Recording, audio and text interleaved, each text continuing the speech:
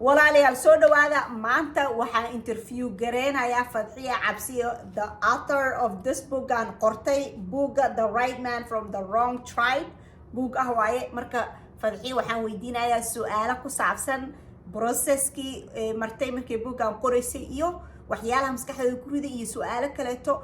walaashay Fatxiya aad u mahadsan tahay. soo dhawow gurigeygana ku soo dhawow kuna soo dhawow inay ii ogolaatid inaan kaa wareysto your beautiful work iyo waxa inspiration kan ku siiyay inaad qortid buuggan. marka thank you so much Muhubo, it's a pleasure to be with you. aad baad ugu mahadsan tahay inaad u soo dhaweysay gurigaaga quruxda badan. By the way, I'm in Ohio, the Buckeye State, the beautiful full of oak trees. Mashallah, it's gurigeedii quruxda badnaa baan ugu imi so we can hang out and have some sisterhood time and buugana iga waraysato iyo anagu si aan waxyaabo kale isla sameeyno. Mashallah, I'm having a grand time and I thank you guys for your time. waqtigaaga aad baad ugu mahadsantahay qaaliga. Thank you for interviewing me. Thank you Abai, thank you for being here. You're such a honorable guest. I'm so privileged and honored to have you here. So mahadsantahay. marka Fatxiya su'aasha ugu horeysa aan ku weydiinayo waxa horta buuggan aniga waa akhriyay عادي معها وكهلة مركا دور سؤال أنا شخصيا عن قضاء جرتو عن ربنا كويدير بوغان إنا قرتين محاني دا كسور دي. والسؤال عادي مهم عادي بعض ما تسنتحي بوغان هرتا إن وحلقة ترجمي Somali version بالغة ترجمي إن اللي يحدو محدو ضد بدني عاد بيوقرنا يعني محدو مركا هرا وحكو بالعمتي 2020 ayay waxay ku bilaabatay as a podcast and inaan ka sheekeeyo sheekadaas musalsal waxay ahayd adigu 20 qaybood ah oo socday muddo dadku aad ay uga heleen oo ay sugi waayay kari jireen and dabadeetana dad badan baa waxay yiraahdeen Fatxiya tani waa mid u baahan in la qoro oo dhaxalgal noqota. So I decided inaan talada qaato oo aan qoro and I tell you Somali qoridiisu ayaa igu adkayd aniga. marka and adigu with the help of a lot of wonderful people ila edit gareeyo ila caawiye process dheer buu maray Soomaaligi and qaybtii Soomaaliga ahayd waan dhameeyay. Somaliland baa laga soo cusmay book fairkii Hargeysa book fair. It was a hit aad ba dadku sida aniga laga soo dhaweeyay iyo sida buugga loo iibsaday iyo sida buugga loo xiiseeyay aad bay u sareysay mashallah. arrin yar baa dhacday oo buuggii qalalaas naga gelisay iyadoo buugga ilaa iyo laascaanood ilaa iyo burco ilaa iyo garoowe laga cusmay ayaa waraysi laga qaaday ayaa si kale loo rogay oo controversial noqday oo dabadeetna arrintaas buuggii naga kala dhantaashay laakiin meel dheer buu mari lahaa buuggu and meel aadna ma garanaysaa dad badan na bulshada uu gaadhi lahaa. magac khaldanna buuggii waa laga bixiyay oo ah in nimankiya naagaha iyo guurka uu ka sheekaynayo dadka la isku dirayo. marka taasaa ma jira habaabisay buugga iyo sheekada because aniga adigu aad baan uga sheekaysanay. Soomaalidu waxay ka buuxa dad si yar loo diri karo waa la diri karaa dad badan baa la diri karaayo aan iyagu ma jecla runta inay raadiyaan qof un baa wax iska odhanaya. marka taasaa buugga ma jira habaabisay laakiin buugga qoto dheer iyo sheekaduba ay leeyihiin oo wax ku ool ah. marka waxaan muhiim ka dhigay buuggu haybsooc buu ku saabsan yahay waxaana muhiim ama sheekadu waxaana muhiim iga dhigay aniga weligay important bay ii ahayd. weligay anigoo yar ayaan dareemi jiray in wax ka khaldan yihiin arrintan haybsooca. bal ilmo yar sidaad uga dhaadhicin adigu reer hebel baa tahay qofkaasina waa reer hebel qofkaasina waa reer hebel. reer hebelkaas qofka ka dhashay lama guursan karo wax lama cuni karo wax la isuma noqon karo wax lama ma garanaysaa qaybsan karo ama wax aqli gala way ii noqon weyday. waa arrinta ilaa hadeer aniga iga dhaadhicila and as I get older marka ka dambaysa markaan sii weynaadayna aan diintii sii bartayna shock and awe igu sii noqotaa. like how could you claim inaad muslim tahay oo aad dad muslina oo kula dhiiga oo kula dhaqana oo kula diin ah oo kula dad ah oo kula degaana aad u yasi kartaa qofnimadooda shakhsinimadooda qabiilnimadooda dadnimadooda labadu wax isku iman kara maaha. marka most importantly waxaan u qoray waxaan doonayay qoraal because qoraalku ka raagid badan yahay waxa kale ee afka laga yiraahdo صح mahma anaaba jirto tiraado wixii la qoraa walba waxa saaya raago ha maqaamka wixii la qoraa raago صح marka dadka mahado la socon sheekadeeda kan u soo koob muxuu ku saabsan yahay sheekadu waxay ku saabsan tahay horta waa love story qaybtii Soomaaliga ahayd waxay inspire gareeyay book la yiraahdo book la oran jiray The Human Stain I don't know if you ever heard about The Human Stain marka oo nin la yiraahdo Philip Roth qoray markii dambe film laga sameeyay and marka mahado magacu halkaas uu ka yimi mahado The Human Stain wuxuu ku saabsanaa and ku saabsan yahay nin madow laakiin passing you know passing okay, passing ka cadaan buu eeka marka cadaan buu iska dhigi jiray laakiin sidee waxa tahay waa tahay cid ku soo heshay la waayay maayo and the similar things ba inagana dhexdeena ka dhaca dadka la haybsooca qabiilada ay la degaan bay ku dhuntaan qabiilka intay ka tagaan bay qabiilo kale u tagaan markaas waxay sheegtaan qabiilada kale Soomaalida ah iyaga aan la haybsoocin bay sheegtaan oo yiraahdaan qoladaas aan ka dhalanay laakiin mar walba Soomaalidu waa cunsuriino waa la soo helaa qofkii markaas qofkii hadduu doono guursaday oo nolol fiican samaystay oo reer leh ayaa la oranaya ma ninka reer hebel ma waa reer hebel waa la soo ogaado markaas uu cararaya baxsanaya ma garanaysaa these are very famous stories marka buugii hore mahado iyo sheekadii hore kaas ay inspire gareeyay laakiin markii aan bilaabay inaan English u bedelo buugii wuxuu noqday and the right man from the wrong tribe oo micnaheedu uu yahay dadkan English fahmaynin oo kale and nin perfect ninkii nin wanaagsan oo ma garanaysaa ma sha Allah ya wax walba jamjam ah laakiin qabiil khaldan ka dhashay qabiil khaldanna miyuu jiraa ma jiraba ma garanaysaa sheekadu waxay ku saabsan tahay ilaahay qalad ma sameeyo exactly marka sheekadu waxay ku saabsan tahay inan iyo inan labaduba waa first generation American inanku laakiin hooyadii waxa weeyaan waa gabadh Mareykanada madow hooyadeedna waa cadaan and isaga aabihina waa Somali one of the only child family aad u ladan oo aad wuxuu bartay inuu ka yimi laakiin aabihii isagoo 12 jir uu dhintay and marka Soomaalinimadu aad bay ugu weyn tahay you know dadka hadii jeer Soomaalida wuxuu galeen ahaanshuhu waa very very important you know identity is very very important to especially young people marka la yaryar yahay and so they always look for their identity and it's always very important to them especially dhanka aanay aad u aqoonin marka isaga Soomaalinimadu in general aad iyo aad bay ugu weyn tahay and he finds his match this gorgeous Somali girl or first generation American laakiin aabaheedii hooyadeed ba iyada ay Somali yihiin and the story marka takes place in Seattle it becomes this just grand beautiful love story you know Seattle waa meel qurux badan sleepless in Seattle and all the romantic movies lagu sameeyo marka the way soo duulayaan but then hooyadii aabihii Soomaalida ahaa baa nafta u keenay gabadhii isaga aabihii uu dhintay moogta ninkani waa qolama so that is what the book's about the right man that's where that came from okay how I found it qof markuu akhriyo buugaaga maxaa rabtaa inuu dareemo qofkaas uu storydaas uu kala soo dhex baxo horta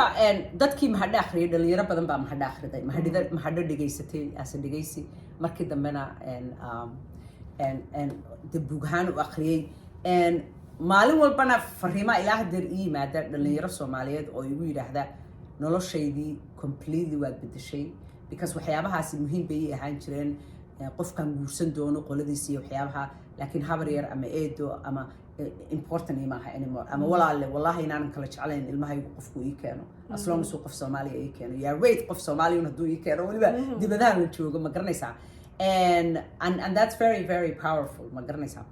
and marka aad bay muhiim maadaama laakiin inagu aynu Soomaali nahay oo dadka aad moodo inay iska ilooshiyo yihiin dad badani welina social media sidaynu ka aragno mar walba waxba laan dheeraa reer hebel taa lahayo as you know ayaan dhaweyd waxa jirtay wiil la lahaa reer hebel buu ka dhashay laakiin reerkaas ma ahay waa qabiil kale qabiilkiisii buu ka cararayaa la lahaa it was very important wiil baa wuxuu ka soo sameeyay video uu leeyahay qof kasta oo Soomaaliya oo intuu halkaas soo fadhiisto yiraahda waxba laan dheeraanahay reer hebel waan yasayaa ama reer hebel waa la yasaa ama anaa ugu sita Soomaalida because of qabiilkayga not because of me laakiin qabiilkayga ogow inaad tahay qof ka qayb qaatay yasida qof kasta oo Soomaaliya iyo qabiil kasta oo Soomaaliya oo la yaso iyo the perpetuation ka hore u marinta iyo si babinta iyo si wadida qabyaalada ogow haddeer waxaad iska dhigaysaan dad wanaagsan oo muxuu reerkiisa uga dhuumanaya laakiin adigaa kaalin weyn kaga jira inuu qofkaasi reerkiisa ka dhuunto oo reerkiisa naco why because reerkiisa waad yasi jirteen oo waa la yasi jiray ilaa iyo haddeerna at the age of social media oo maaragtay adduunkii isbedelay oo global village la noqday ayaad weli wixii dalkii iyo dadkii soo burburiyey wadaan ee dadka kala kaxeeyey nacaybka abuuray therefore kaalin weyn baad kaga jirtaa sii wadida iyo sii babinta qabiilka iyo qabyaaladda marka I wanted dhalinyarada Soomaaliyeed ee weliba ma garanaysaa Gen Z for example inay buugiyo English luqadooda ay ku yaqaanaan maadaama English uu yahay de luqad caalamiya and inay ku helaan buugga luqadooda because a lot of them waxay sameeyaan they romanticize Somalinimada. I don't know if you notice, you know, Somalinimo this, Somalinimo that, Somalinimo, and a lot of them have no idea that's what Somalinimo is really about. That cunsurinimadu inay aad inoogu badan tahay that waxa dalkeenu quruxda badnaa baabiyey dadkeenu jilbaha dhulka usoo dhigay aynu ka talaabsan laanahay inay tahay cunsurinimo iyo qabyaalad. Yeah, so they need to know in order for them to bring about change isbedel si ay because generation by generation ku ka dambeeyo ummadaha waxa weeyaan way ka sophisticated yihiin way ka wanaagsan yihiin usually way ka maskax furan yihiin way ka wanaagsan yihiin dunahaan marka I wanted inay dhalinyarada Soomaaliyeed ee soo koraysa especially Gen Z ay helaan buugan oo kale akhristaan si ay arintaas uga dagaalamaan oo yiraahdaan you know there's no landere, there's no such a thing as landere. Qabil ka fiican ma jiro and we refuse to acknowledge and accept that. Exactly, I love that. That's an amazing message. Wallahi qof message kasto buugan kala dhex baxo Soomaalinimo hadaan nahay dhinac waxa literally the one xumaan aan ku dhex arko Soomaali waxa waaye qabiil. And I you know qabiilkayga waxaan iska joojiyay I disown my qabiil 2014 so hopefully you guys will join me as well. Okay, now waxaan rabaa inaan ogaado aniga akhri ahaan waa qayb aan jeclahay jirto laakiin waxaan rabaa inaan ogaado qoraagi maadaama adiga aad tahay waxaan rabaa you know markaa qoraad tahay waa ciyaalkaaga camal you know ciyaalkaaga kulli inaad isku sii wada jeceshahay laakiin Fatxiya waxaan rabaa qaybta buuggan ku jirto aad dhehaysid qaybtaas aad u jeclo markaan qoraayay aad baan maxaa la dhahaa kale u enjoy garay qaybtee waa qaybta ugu jeceshahay buuggan message-kiisa waa 12 chapters total 12 chapter weeyaan I think chapter 2 and iyo chapter 12 were my favorite. Well, of course, the beginning and the end. And of course, the beginning, you know, chapter 1 and chapter 2, but of course, you know, chapter 1 basically is about Milgo and it talks about our beautiful city and how, you know, our lakes and mountains and just glorious land. And, you know, I'm setting the scene up for romance. The romance, landscape, I love it. And, exactly. And every chapter in the has back to by the way. Chapter me, especially ubucda dhexdu waa very very powerful. Chapter kalabaad waa kay marka labadoodu isku helayaan you know end of chapter 1 bay isbaranayaan and then you know markay days helaana it's just laba dhalinyaro ah labaduba they're highly educated or the cream of the crops halkii ugu sareysay career wise taagano Ivy League school iska baxayo de Soomaalina ah de waad garanaysaa quruxda Soomaalina ah iyaduna waa the gorgeous Somali girl you know 5'7" aho dhexdeedu intaa leegtahay oo midabkii maarinka ahaa ee quruxda badnaa leh timihii thick ahaa ee madoobaay ee quruxda badnaa ee Soomaalida leh ilkihii cadcadaaya sinaaya Soomaalida leh dhabanadii soohnaaya garanay Soomaalida leh just gorgeous young woman the ideal Somali woman baan describe karay ma garanaysaa quruxdii Soomaalida gabdhaha Soomaalida lagu yaqaan and Bilena de waa Bile iyadu waa Milgo isaguna waa Bile by the way the same meaning Milgo iyo Bile and Bile it's just the what's garanaysaa nin aabihina Soomaali yahay and aabihi was very very handsome the way and imagine gareeyay because dadka la hype so dhan I don't know for some reason way ka qurqurux badan yihiin Soomaalida kale they're just different kind of Somalis and everybody knows that and and you know, he's an attorney, but he's also a tech company founder. Labaduba de iyaduna she leads an entire team in Microsoft. Marka it's very inspiring dhalinyarada Soomaaliyeed the way it ma garanaysaa, because here you have laba dhalinyaro oo ideal oo de not only as Somali but as Americans the top of their game ma garanaysaa. And marka, you know, and of course, you know, marka isbartaan de and xogaa diintii baa meesha ku jirta, xishoodkii baa meesha ku jira. He's just so adores her. He wants to keep a distance, but he wants to also, you know, he's so drawn to her. Marka, it just have a little bit of everything. Xishoodkii yaraaba iyada ku jira. Because hablaha yar meelaha ku dhashaa, somehow they're more shy. And dhalinyarada waxaan anu arkaa meelaha ku dhashaa much more conservative than dhalinyarada dhulkii joogta ama dhulkii ka yimaada. Anyway, so of course, qaybta kale muxuu ahaa chapterka ugu dambeeyana de waa chapterkii waa do or die ma garanaysaa. So waa chapterku he's going to fight for the love of his life, you know. Marka wuu de maxay allahayow maxay noqon weeye ma garanaysaa. So chapterka marka heesaha qaarkood, for example, there's one particular area I think Soomaalidu way jeclaan doontaa. Waxaa jirta labaduba they're part of a team for fun. Waa runners, they run, you know, hobbies-kooda. And marka mar waxaa jira they're practicing for waxay u tababaranayaan and marathon soo socda. And so Milgo or natural athlete, labaduba they're natural athletes. Milgo marka hurts ankle-keeda, anqowga waa murkacasha ku dhacaysa. And so meeshay ku cararayeen meel helicopter uu soo geli karto weeyaan. Marka Bila decides inuu qaado ilaa kama foga, at least mile iyo xoogaa bay u jirtaa meeshii ay ku dhamayn lahaayeen. So intay sugi lahaayeen kulligood ay sugi lahaayeen emergency in loo yimaado, marka waqti bay qaadanaysaa. He decided that he'll pick her up inuu qaado oo meesha geeyo. And he just wuu soo qaadaya marka saas uu sidaa moogtahay. Marka way ka xishoonaysaa oo waxa mar udgoonkiisa soo jiidanaya ma garanaysaa. Waxa neecaw yar baa dhacaysa, waxa weeyaan roob yar baa siyaaral weeyaan oo in yaroo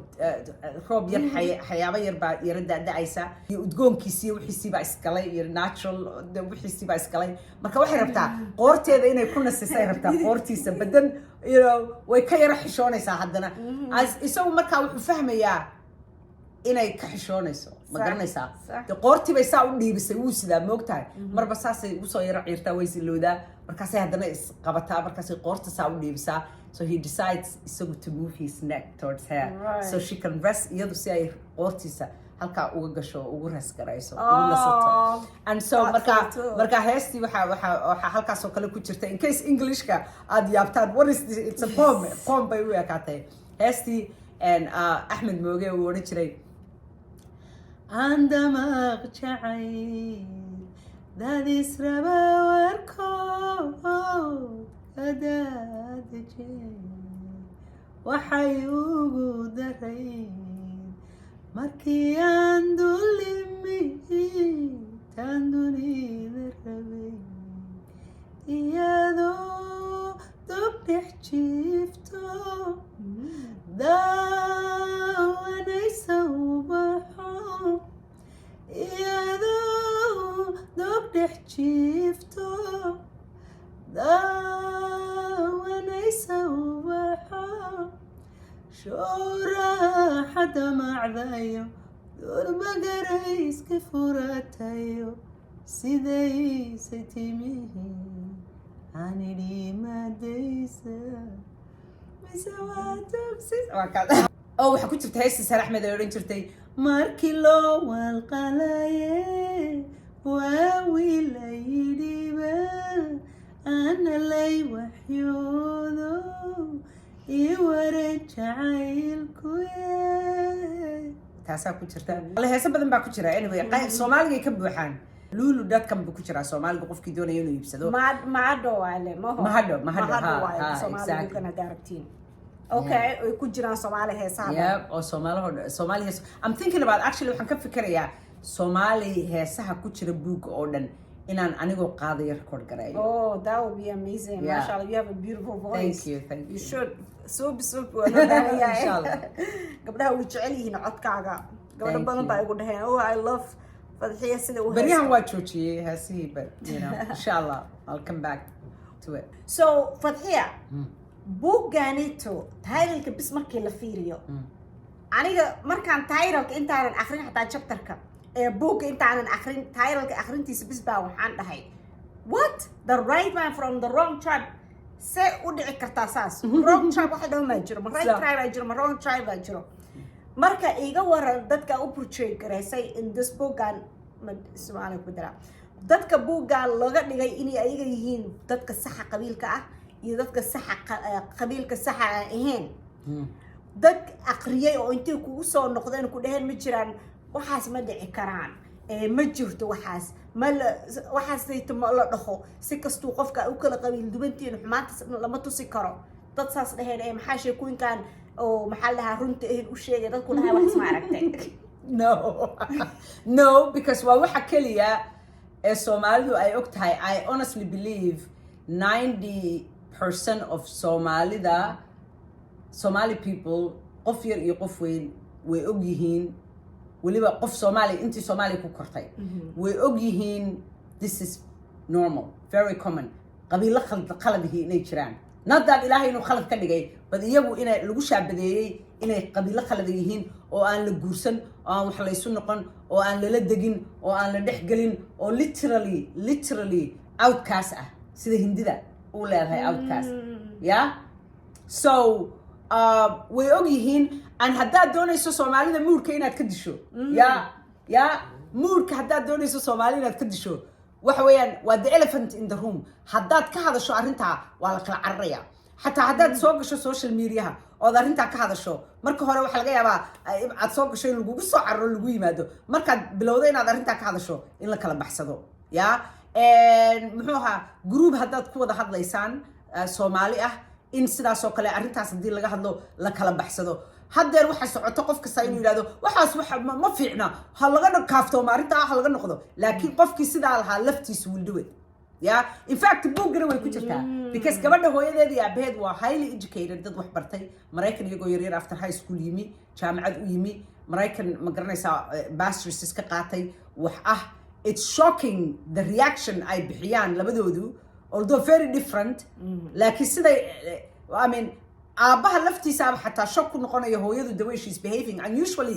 dumarkaaba ugu sii daran marka wax weeyaan waa unspoken sort of arrinta la isku fahmay ee la yiri yeynaan ka wada hadlin ee la normalize gareeyay weeye in qabiilo Soomaaliyeed oo muslina oo Soomaali ah oo xalaal cuna oo ka wanaagsan intay doonaan soo kol qabiilada kibray la yaso oo la dhibaateeyo oo waliba hadii inan qabiilkaas iyo inan kala isjeclaadaan la kala furo waa la kala furaya literally la kala furaya because of qabiil reeraha weerar lagu qaadaya because inankoodii baa gabadh reeraha kale ah guursaday marka wax weeyaan waa sort of arrintaas waxay soo xususay hadeerto ayaamaha waxaynu arkaynay waxa Gaza ka dhacaya anigu ajnabi badan ma saaxiib lahaa oo liberal Americans ah you know qaar badan Yuhuud yihiin you know qaar badan dad aan Yuhuud ahayn laakiin liberals ah humanity-ga iyo women's rights iyo children's rights iyo maaragtay people of color in la ilaaliyo iyo racism-ka inay necab yihiin iyo waxaasoo dhan was big deal all of a sudden hadeer adduunkoo dhan arkayo genocide in front of us inay dhacayso it's like out of sight out of mind haddaad doonayso muurka inaad disho arrintaas haddaa hasku soo hadal qaad haddaa soo hadal qaadid waa ku kala dhimanaysaa you know marka obviously waxaan islahaa adduunka kale waxyaabahaas wuu ka hormaray laakiin hadda because waxa Gaza ka dhacaya ayaa waxyaabahan oo dhan dadkii oo dhan daaha ka qaaday laakiin Soomaalida wax weeyaan waa very common dad waxaad arkaysaa aad isleedahay aad bay wax barteen aad fiican sharaf iyo cisiyo karaamo leh and then they will say waxyaabo ku shogareeya and you're like arrintaa kaamaan filanayn weli ma halkaasaa taagantaha shocking really right waxyaabaha laakiin la soo qoro ama la igu yiraahdo waxa kamid ah orod guursade adigu maxaad guursan weyday gabdhahaaga you know things like that gabdhahaygu ciday doonaan bay guursanayaan anigu ma xukumo mana kala jecli ciday guursadaan. In fact I prefer inaan Soomaali ba guursan haday Soomaali guursanayaana I would much rather prefer wallahi billahi tallahi waxaan jeclaan lahaa qof haday qof reerahaas la dhibaateeyo ay wanaagsan oo ma garanaysaa haday ay isku level yihiin oo jecel oo kolkoliya ay ka helaan I would much rather inay kuwa qabiilahaan guursadaan dan Soomaalida qabiilada kale. But it's not my life ma garanaysaa. Aniguna it's not like inaan asxaan u sameynayo nin gabooya hadan guursado. It's not about who am I. It's not like anybody's doing anybody a favor. Wixii is doonaya is guursadaan. Can we just leave people alone and let them live their lives? Right. You know, inta ma sameyn karnaa in dadka la isu daayo oo wixii israbaana ay isguursadaan ma garanaysaa wixii aan israbina ay banaanka kala maraan laakiin aan qofna dadka lagu yasin qabiilka uu Ilaahay ka dhaliyay ama sida uu Ilaahay u abuuray laakiin qofka waa lagu nici karaa habdhaqankiisa siduu isagu u dhaqmo muxuu yiri Martin Luther King it's not the color of your skin but the content of your character ma aha wax maqaarkaaga ama de qabiilkaaga ama maqaarkaaga siduu eegay ama sida Ilaahay ku abuuray laakiin waa duntaadu waxay ka samaysan tahay shaqsi sidee baa tahay you know صح. Oh, I love that. Guys, Buuganito not only yahay book ku inspire gareenayo oo ku tusinayo waxyaalaha u baahanahay inaan iska saxno oo ah qof dhan bilaadan oo fiican in loo arko qof qabiil xun ka imaaday marka Buuganito intee ka heli karaan dadkan hadda ka helay and they want to be inspired and